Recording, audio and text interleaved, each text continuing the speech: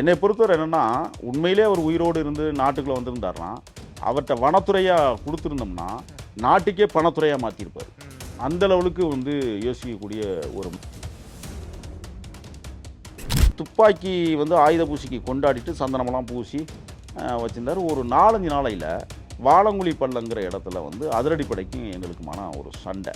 அந்த சண்டையில் அவருடைய துப்பாக்கி வேலை செய்யலை. அம்மா எத்தனையோ நாள் நடந்து போய் ஆலம்பட்டியிலெல்லாம் போய் வந்து ராகி வாங்கிட்டு வந்து உரலில் போட்டு நிறுத்தி கஞ்சி மாதிரி காய்ச்சிட்டு ஊற்றி, அப்படிப்பட்ட அம்மா சாவன்னைக்கு நான் இல்லை அப்படின்னு அவர் அந்த விடயத்தை சொல்லும்போது அம்மா நினச்சி அழுகுவார். இது ஆள்காட்டி குருவி வந்து மேலே வந்து கத்துதுன்னா அந்த குருவி கத்திக்கிட்டே அது எங்கே ஆள் இருக்கோ அந்த பக்கம் போகும். அப்போ அவங்க என்ன பண்ணுவாங்க, இது என்னடா கோவிந்தா கிழக்கு நோக்கி போகுது, கிழக்கு நோக்கி போனால் மலையில் நடந்து போகும்போது கிழக்கு நோக்கி போனால் மூட நம்பிக்கை நிறைய வருது. அதான் மூட நம்பிக்கைனா என்ன செய்வார்னா, நடந்து போகும்போது நல்ல பாம்பு குறிக்க போனால் எதுவுமே நடக்காது, அதை அடித்து கொண்டுட்டு தான் போகணும் அப்படிங்கிற ஒரு மூட நம்பிக்கை. ரெண்டாவது, ஆள்காட்டி குருவி வந்து மேலே வந்து கத்துதுன்னா அந்த குருவி கத்திக்கிட்டே அது எங்கே ஆள் இருக்கோ அந்த பக்கம் போகும். அப்போ அவங்க என்ன பண்ணுவாங்க, இது என்னடா கோவிந்தா கிழக்கு நோக்கி போகுது, கிழக்கு நோக்கி போனால் மலையில் நடந்து போகும்போது கிழக்கு நோக்கி போனால் கீழே விழுந்துருவான். அப்போ அவர் என்ன செய்வார், வழித்திசையை மாற்றுவார். இந்த மாதிரியான ஒரு மூட நம்பிக்கை. பள்ளி சத்தம் கேட்குறத வந்து கெவளி சத்தம் சொல்லிடுச்சிடான்னு சொல்லி ஒரு நம்பிக்கை. ஆனால் சில மூக்கு இருக்குல்ல, மூக்கினுடைய நுனியில் ஈ உட்காந்தா வந்து இன்றைக்கி ஏதோ கெட்ட சாக்கியம் நடக்க போகுது அப்படின்னு சொல்லுவார்.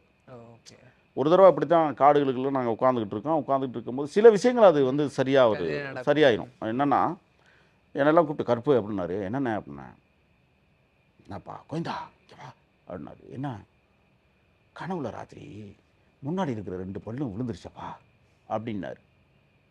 அப்படின்னா போன முடிய 2ம் பாருங்கப்பா, அது 2 பேரும் அப்போ தான் வெள்ளித்திருப்பூர் காவல் நிலைய தாக்குதல் முடிச்சுட்டு வெளியில் போயிருக்காங்க. சில வேலைகளுக்காக அனுப்பியிருக்காங்க. காசு இல்லாத காலகட்டம் அதெல்லாம். அப்போ வந்து 2 பல்லு விழுந்துருச்சுன்னு சொல்லும்போது மக்கிய செய்தித்தாளில் வருது 2 பேர் கைதுன்னு வருது. இதெல்லாம் நம்பக்கூடியதாக இருக்குது. அதே மாதிரி என்ன செய்வார்னா, கிழக்கு நோக்கி உட்காந்துக்கிடுவார், சூரியனை பார்ப்பார். பார்த்துட்டு, அப்பா இந்த சூரியன் இருக்குல்லப்பா, அதில் கருமேகம் பாரு தூள் தூளாக அப்படி நகண்டு போகுதா, ஆமாண்ணே இன்னைக்கு சாயங்காலம் ஒரு 3 மணிக்கெல்லாம் மழை வந்துருப்பா அப்படிம்பாரு. அவர் எதுக்காக எச்சரிக்கை விடுக்கிறாருன்னு சொன்னால், அரிசி பருப்பு அதாவது அங்கெங்கம்மா கிடக்கும். இதை விட முக்கியமானது என்னென்னா, மாமிச வத்தல் கிடக்கும், காயும் அல்லது மூட்டை கட்டி வச்சுருப்போம். அப்பா அதெல்லாம் நனையாமல் பார்த்துக்கோங்கப்பா, டேராவை கட்டிடுங்கப்பா மழை வர்றதுக்குள்ள. இதை எச்சரிக்கைப்படுத்துகிற தன்மையும் அவர்கிட்ட நிறையா இருக்குது. கரெக்டாக நடக்குமா சார்? அது நடக்கு. சில இடங்களில் அவர் நினச்சது மாதிரி எனக்கு தெரிஞ்சு கூடுமான 190% சரியாக கணிப்பார். என்னை பொறுத்தவரை என்னென்னா, உண்மையிலே அவர் உயிரோடு இருந்து நாட்டுக்குள்ளே வந்திருந்தாருன்னா, அவர்கிட்ட வனத்துறையாக கொடுத்துருந்தோம்னா நாட்டுக்கே பணத்துறையாக மாற்றிருப்பார். அந்த லெவலுக்கு வந்து யோசிக்கக்கூடிய ஒரு மனிதர். இன்னொரு விஷயம் என்னென்னா, ஒரு மரம் இருக்குது, அந்த மரத்தில் வந்து ஒரு ஆணி அடிக்க விட மாட்டார். அப்பா உயிர்ப்பா வலிக்கும்பா, அதுக்கு ஏப்பா அதை போய் செய்கிற, மூக்களை வச்சு கொத்தாதப்பா, கொம்புத்தேன் எடுக்கிறது கூட கொத்தக்கூடாமல் கையை விட்டு எடுங்க பாம்பார். அப்படி யோசிக்கக்கூடிய ஒரு மனிதன். பல தெய்வங்களை அவர் வணங்கினார். அந்த நம்பிக்கை அவருக்கு அதிகமாக இருந்தது. அதோடு மட்டுமல்ல, இப்போ நடந்து போகிறோம், கால்நடையாக நடந்து போகிறோம், நடந்து போகும்போது என்ன செய்வார்னு சொன்னால், நம்மெல்லாம் போனால் பூனை குறிக்க போணுச்சுன்னா போகமாட்டோம், ஐயோ சகுனம் சரியில்லை அப்படின்னு சொல்லி நம்ம சொல்லுவோம். இன்னொன்று என்ன, காக்கா தலைக்கு மேலே கற்றுனாலும் சகுனம் சரியில்லைன்னு. காடுகளில் காக்கா கிடையாது, ஒரு காக்கா கூட நீங்கள் காடுகளில் பார்க்க முடியாது. ஆனால் காட்டுப்பூனை இருக்குது. அப்படி ஒரு முறை நடந்து போகும்போது காட்டுப்பூனை இரவில் குறிக்க போயிடுச்சு. கோயந்தா நல்லா அது இப்படி வெளிச்சம் கொடுத்துட்டு போகுது அப்படிம்பார். அந்த கண் இரவில் பார்த்தீங்கன்னா பளிச்சு தெரியும் நம்ம. அப்போ அவர் என்ன சொல்லுவார்னா, ஐயோ இது இப்போ ஆபத்து, நம்ம அப்பா வேறு பக்கம் போப்பா அப்படிம்பார். இந்த மாதிரி நீங்கள் காடுகளுக்குள்ளே வந்து 3 சமூக கட்டமைப்பு வலுவாக இருக்காங்க. இருளர்கள், சாதி சொல்கிறேன்னு நீங்கள் கோச்சிக்கக்கூடாது, இருளர்கள், சோழர்கள், லிங்காயத்தார் என்கிற 3 சமூகம் இருக்குது. இதில் அதிகமாக வந்து இருளர்கள் என்ன பார்த்தீங்கன்னா, அங்கனைக்கு எங்கனே எங்கேயாவது ஒரு கல் எடுத்து சாமி கும்பிடுவோம். அதுக்கப்புறம் அதிகமாக வந்து சாமி கும்பிட்றது பார்த்தீங்கன்னா லிங்காயத்தார். ஆனால் அவங்க கும்பிட்ற சாமி எதுனா மாதேஸ்வர மலை தான் அவங்க கும்பிடுவாங்க. அவங்க லிங்கம் போட்டிருப்பாங்க, அதை நீங்கள் பார்த்துருப்பீங்க. அவங்களும் என்ன செய்வாங்கன்னா பட்டை அடிச்சுக்கிட்டு, எப்போதுமே பட்டை அடிச்சுக்கிட்டு இருப்பாங்க, 3 பட்டை. ஆனால் அந்த மனிதர்களை பார்த்தா வீரப்பனார் நம்ப மாட்டார். ஏன்னா அதிகமாக காட்டி கொடுத்ததே அந்த சமூகம்னு அவர் விரும்புவார். அதை யோசிப்பார் அவர். அப்போ ஒரு சில பேர் நல்ல நல்ல மனிதர்கள்லாம் காட்டுக்குள்ளே இருக்காங்க. அவங்கெல்லாம் வந்து உதவி செஞ்சவங்களாம் ஏராளமான பேர் இருக்காங்க. அவங்களே அந்த அந்த சாதிய கட்டமைப்புக்குள்ளேயே. ஆனால் அந்த சோழகர்கள் இருக்கான் பாருங்க. இப்போ நீங்கள் சோழகர்னு சொன்னால் நம்ம கூடவே பொண்டாட்டியோட தங்கினவர் ஒருத்தர் இருக்கிறார் அங்கே காட்டுக்குள்ள. அவரெல்லாம் வந்து பார்த்தீங்கன்னா அந்த சமூகமே எப்படின்னா ரொம்ப பாழ்பட்ட சமூகம். அவங்களும் கடவுள் நம்பிக்கை அதிகமாக வச்சுருப்பாங்க. யாரெல்லாம் அவர் நீங்கள் முதல்ல பேர் வைக்கும் போதே பாருங்கள். எனக்கு பேர் வச்சார் கருப்புசாமி, இன்னொருத்தருக்கு கந்தசாமி, சாமின்றது இன்னொருத்தருக்கு கோபாலசாமி. இப்படி சாமி சாமின்னு தான் ஒருத்தருக்கு வச்சார், பாண்டிசாமின்னு வச்சார். இந்த சாமிங்கிறது அவருக்கு ரொம்பவே பிடிக்கும். அதனால தான் நீங்கள் படையிலே நீங்கள் இருக்கும்போது பார்த்தீங்கன்னா ரங்கசாமி அப்படிங்கிறது இயல்பாகவே அந்த பகுதியில் ரங்கசாமிங்கிறது அதிகமான பேராக இருக்கும். மாதேசு அப்படிங்கிறது அந்த மாதேஸ்வர மலையை ஒட்டி மாதேசுவாமி அப்படிம்பாங்க. அவங்க கன்னடத்தில் வந்து அந்த மாதிரி மாதேசுவாமின்னு சொல்லுவாங்கன்னு வச்சுங்களேன். இந்த மாதிரி சாமின்னு பேர் வைக்காமல் இருக்க மாட்டார். அப்பா பேர் மாற்றணுப்பா, சரிப்பா, என்னப்பா அவர் பேர் அப்படிம்பார். சரி முத்துசாமின்னு வை அப்படிம்பார். இந்த சாமின்னு சேர்க்குற வார்த்தைகள் அடக்கிய பேர்களை தான் அவர் வந்து தன் படை வீரர்களுக்கே வச்சு அழகு பார்த்தார். ஆக இறைவனுக்கும் வீரப்பனாருக்கும் ஒரு நெருங்கிய தொடர்பு என்பது அவரை சார்ந்த தனிப்பட்ட விஷயமாக இருந்தாலும் நிறைய அவர் அந்த இறை நம்பிக்கையோடு தான் இறுதி வரை வாழ்ந்தார். அவர் கடைசி காலத்தில் கூட நிச்சயமாக நம்ம சாக போகிறோம்னு தெரிஞ்சிருக்க வாய்ப்பு இல்லை. அப்படி ஒரு இடத்துக்கு அவர் கிளம்பி இருந்தாரே ஆனால் அவர் நிச்சயமாக 108 சாமியை வணங்கிட்டு தான் அந்த இடத்த விட்டு கிளம்புவார்.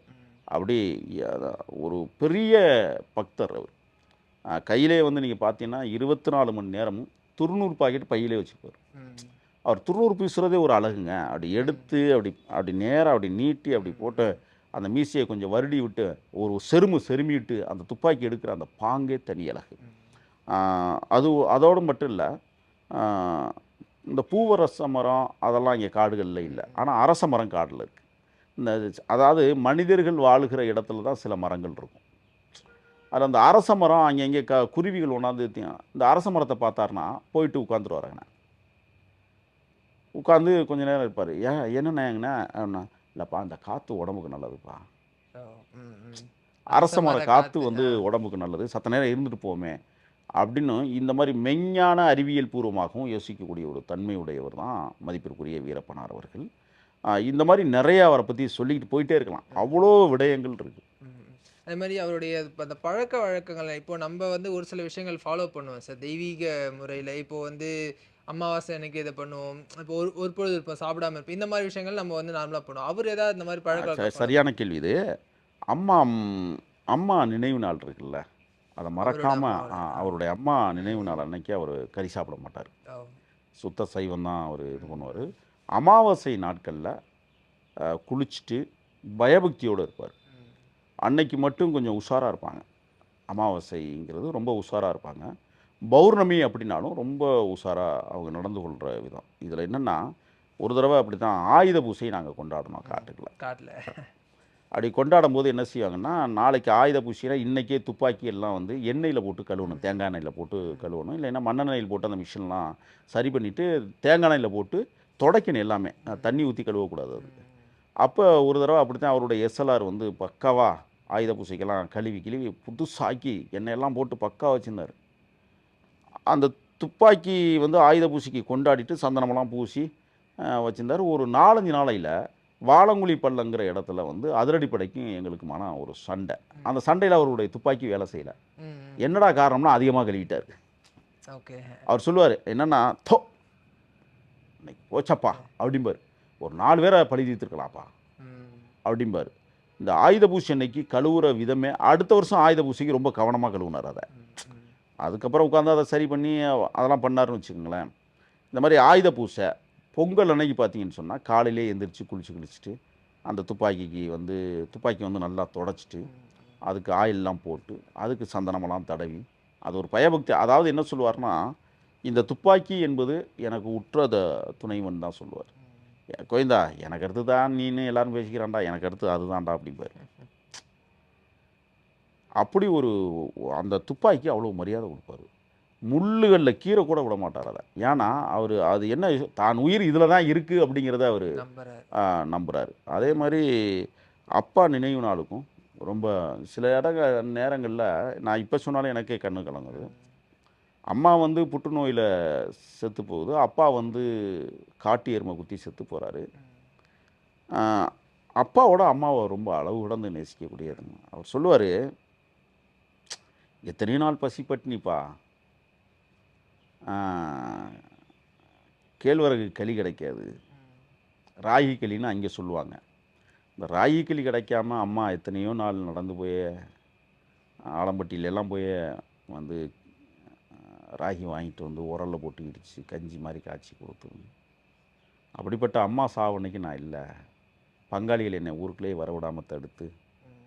காட்டுக்குள்ளேயே அனுப்பிச்சிட்டாங்க அப்படின்னு அவர் அந்த அந்த விடயத்தை சொல்லும்போது அம்மா நினச்சி அழுதுருவார். எப்படித்தான் அழுவாருன்னே தெரியும். அழுதுருவார். அப்படியே கண்ணீர் ஊற்றும். அம்மா மேலே அளவு அது எனக்கு தெரிஞ்சு என்னென்னா அவர் வேண்டும் போது அந்த 108 அம்மாவையும் சேர்த்து வணங்குவார்னு தான் நான் நினைக்கிறேன். தாயே அப்படின்னு கண்டிப்பாக வணங்குறதுக்கு வாய்ப்பு இருக்குது. அது அது கத்தி சொல்ல மாட்டார். வாக்கிலே மனசுக்குள்ளே முணுமுணுப்பார். வாக்கிலே முணுமுணுத்து தான். அதாவது மூதாதையர்கள் கூட அதே மாதிரி தங்கை மாரியம்மா சாவும் அவருக்கு மறக்க முடியாதுன்னு சொல்லுவார். ஏன்னா ஓவியமாக ஒன்றா 2 பேரும் வந்து சோழ கொள்ளையில் குருவிக்கு பொம்மையடித்து விரட்டிய அந்த அனுபவங்களும் தங்கச்சியை கால்நடையாக நடந்து பள்ளிக்கூடத்தில் கொண்டே விட்டு வந்த அனுபவங்களும் அவருக்கு அது கடைசி வரை அந்த தங்கச்சி மேலே ஒரு மிகப்பெரிய பாசம். அதெல்லாம் வந்து பார்த்தீங்கன்னா ஒரு கடவுளுக்கு சமமானவர்கள் அப்படின்னு தான் அவர் கருதினார். தன் தாயும் தன் தங்கையும் தன் தகப்பனும் வந்து கூடவே இருப்பதாகத்தான் அவர் ஒன்று அவர் அடிக்கடி சொல்லுவார். என்னென்னா நம்மளை விட்டு அவங்க போகலப்பா, நம்ம கூடவே இருக்காங்க அப்படிம்பார். அதே மாதிரி அம்மா வந்து அடிக்கடி கனவுல வரும்னு சொல்லுவார். எங்கள் அம்மா அன்னைக்கு கனவுல வந்துச்சு, அப்படி வந்தால் நல்லதுன்னு நினைப்பார். அப்பா கனவை பற்றி ஒரு நாள் அவர் சொன்னதில்லை எனக்கிட்ட எல்லாம். அம்மா கனவை நிறைய சொல்லியிருக்கிறாரு. மாதிரி இந்த ஜோதிடம் இது குறித்துலாம் அவருக்கு நம்பிக்கை இருக்கா சார்? அதெல்லாம் பலமா நம்புவாரா அவரு? இல்லை அதான் மூட நம்பிக்கை அவருக்கு அதிகமாக உண்டு. ம். ஒன்று. ரெண்டாவது என்னென்னா நாம் எப்போ சாக போகிறோம் அப்படிங்கிற புத்தகத்தை எடுத்துக்கிட்டு புரட்டி படிச்சுக்கிட்டு இருப்பார். அது அவருக்கு வந்து அவருக்கு அப்பா எனக்கு இந்த ராசி போயிட்டு இருக்குப்பா, இந்த ராசியில் என்ன நடக்கும்பா அப்படின்னு அவருக்கு அவரே சாதகம் பார்ப்பார். ஆ. நான் சொல்கிறது சாதகமாக இருக்கிறதுக்கு பேர் தான் ஜாதகம்னே அப்படிம்பேன் அவர்கிட்ட. நீ எல்லாத்துக்கும் நக்கல் பண்ண உனக்கு பிடிக்கலன்னு சும்மா அட அப்படிம்பாரு என்கிட்ட. ஏன்னா நாங்கள் இறை நம்பிக்கை இல்லாதவர்கள் தான் ஒரு டீம் உள்ளே போயிருக்கிறோம். நாங்கள் திராவிட கழகத்திலேருந்து போனவங்க நாங்கள்லாம். அப்போ அவருக்கு வந்து இதெல்லாம் நம்ம சொல்லி புரிய வைக்கக்கூடாது. இன்னொன்று என்னென்னா அதனாலேயே ஒரு கருத்து மோதல் வந்துடக்கூடாதுங்கிறதுலேயும் நாங்கள் கவனமாக இருப்போம். அவருடைய விருப்பத்தை அவர் செய்கிறாரு, நாங்கள் எங்களுடைய விருப்பத்தை பண்ணுறோம் அப்படின்னு நம்ம வந்து இந்த ரீதியில் ஏதாவது பிரச்சனை வந்துடக்கூடாதுன்னு ரொம்ப கவனம். நான் ஒன்றே ஒன்று உங்களுக்கு சொல்கிறேன். இப்போ ஒரு நண்பரோட வந்து 2 வருஷம் 3 வருஷம் நம்ம பழகுறோம்னு வச்சுங்களேன். 3வது வருஷம் ஏதாவது ஒரு சின்ன தப்பு பண்ணிட்டா கூட அது பகையை மாறிடுற வாய்ப்பு இருக்குது. உண்டு தானே? கண்டிப்பாக சார். ஆனால் வீரப்பனாட்ட நாங்கள் எந்த ஒரு சிறுப்பிலையும் பார்க்காமல் பகை உணர்வு வந்ததே கிடையாது. இப்போ நான் அவர் இறந்துட்டார், நான் காட்டை விட்டு வெளியில் வந்துட்டேன். நான் திட்டணும்னா திட்டலாம். திட்டுறதுக்கு என்ன இருக்குது? ஒன்றுமே இல்லை. அவரை புகழ்ந்து பேசுவதற்கு எனக்கு வாய்ப்பு கொடுத்துருவேன். நான் இன்னமும் சொல்கிறேன், எத்தனையோ பேர் அவங்க கூட்டாளிகளாக இருந்திருக்காங்க, செத்துருக்குறாங்க, இன்னமும் உயிரோட கூட இருக்கிறாங்க. ஆனால் என்னை பற்றி நீ பேசிக்கொண்டே இருப்பாய் என்கிற ஒரு நிலைப்பாட்டை எனக்கு ஒருத்தருக்கு தான் தந்திருக்கிறாருன்னு நான் யோசிக்கிறேன். ஏன்னா அவரோடு வாழ்ந்த நாட்களில் எதையுமே மறக்க முடியாத அனுபவங்கள் என் வாழ்க்கையில் இன்றைக்கி இருக்குது. இன்றைக்கி வந்து அவர் இறந்தே கிட்டத்தட்ட 22 வருஷம் ஆச்சு. நான் அவர் கூட பயணித்ததே கிட்டத்தட்ட வந்து 26 வருஷம் ஆச்சு. 26 வருஷத்துக்கு மேலே ஆச்சு. நான் இன்றைக்கி பேசுகிற விடயங்கள் அன்னைக்கு நடந்தது. அப்போ அந்த நினைவாற்றலை எனக்கு இன்றைக்கும் கொடுத்து கொண்டிருக்கிறார், எனக்குள் வாழ்ந்து கொண்டிருக்கார். எப்படி அவர் வந்து அவங்க அப்பா அம்மாவை வந்து என்னோட தான் அவங்க இருக்கிறாங்க, எல்லா கடவுளும் எனக்கு துணையாக இருக்குது அப்படின்னு அவர் எப்படி நம்புகிறாரோ அதே போல் தான் இப்போ நான் என்ன நம்புகிறேன்னா, உண்மையிலேயே நான் இந்த சக்தியை பெறுவதற்கும் இந்த நினைவுகளை உங்களோடு பகிர்ந்து கொள்வதற்கும் எனக்கு இன்றைக்கும் ஒரு இறைவனாக, கடவுளாக, இன்னும் சொல்லப்போனால் என்னோடு வாழ்ந்து கொண்டிருப்பதாகவே நான் நினைத்து கொண்டிருக்கிற மகத்தான மாமனிதர் வீரப்பனார் அவர்கள். அதில் எந்த மாற்று கருத்தும் இல்லை. நான் எவ்வளவோ பேரோட பழகியிருக்கிறேன். ஆனால் அந்த தலைவனிடம் இருந்த செயற்பாடுகளை, அவர் செய்த நடவடிக்கைகளை, அவர் எனக்கு கற்றுக் கொடுத்த விடயங்களை நான் இன்றும் மறக்காமல் பயணிக்கிறேன் என்றால் உண்மையிலேயே அவர் என்னுடன் வாழ்ந்து கொண்டிருக்கிறார். என்னை ஒருவரைத்தான் அவர் இயக்கி கொண்டிருக்கிறார் அப்படிங்கிறத நான் ஆழமாக நம்புகிறேன். அடுத்தடுத்த நிகழ்வுகளை தொடர்ந்து பேசுவேன் சார். தகவலுக்கு நன்றி சார். நன்றி.